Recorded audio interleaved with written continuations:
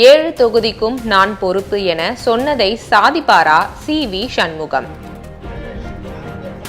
பாஜகவுடன் கூட்டணி அமைத்ததாலேயே அதிமுகவுக்கு சரிவு ஏற்பட்டது என்று 2021 தோல்விக்கு பிறகு தைரியமாக சொன்ன அதிமுக தலைவர்களில் முக்கியமானவர் முன்னாள் அமைச்சர் சி.வி. சண்முகம்.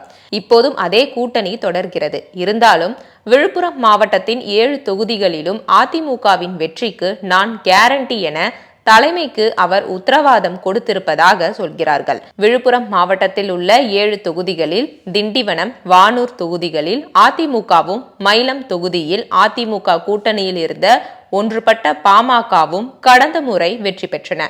எஞ்சிய 4 தொகுதிகள் திமுக வசமானது. இதில் மாவட்ட செயலாளர், அமைச்சர் என்ற செல்வாக்குடன் விழுப்புரத்தில் திமுக வேட்பாளர் லட்சுமணனிடம் மோதிய சி.வி. சண்முகம் தோற்றுப்போனார். அப்போது சண்முகத்தின் தோல்விக்கு அவரது சகோதரர் எடுத்த தவறான மூவ்களும் முக்கிய காரணம் என்று சொல்வார்கள். 2021 தோல்விக்கு பிறகு பல மாவட்டங்களை 2ஆக 3ஆக பிரித்தார் பழனிசாமி.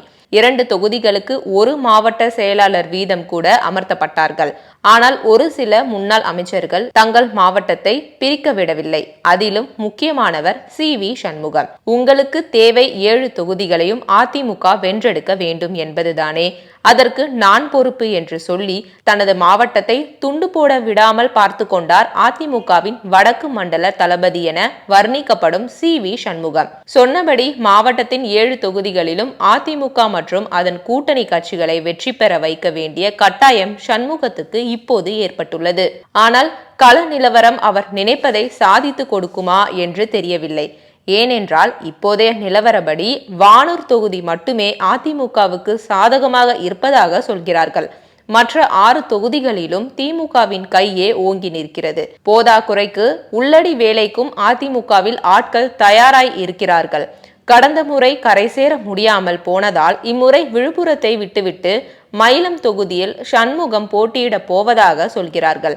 ஆனால் அங்கேயும் திமுக தரப்பில் வலுவான வேட்பாளர் நிறுத்தப்பட்டால் சண்முகத்தின் வெற்றி சவாலாகலாம் என்கிறார்கள். இதையெல்லாம் கடந்து தேர்தலில் அதிமுகவை முன்னேற்ற பாதைக்கு கொண்டு வர வேண்டுமானால் கடந்த முறையை போல சகோதரரின் பேச்சை மட்டுமே நம்பிக்கொண்டிருக்காமல் விருப்பு வெறுப்புக்கு அப்பாற்பட்டு தகுதியான வலிமையான வேட்பாளர்களை களமிறக்க சண்முகம் தயாராக வேண்டும் என்கிறார்கள் அதிமுகவின் மூத்த நிர்வாகிகள்.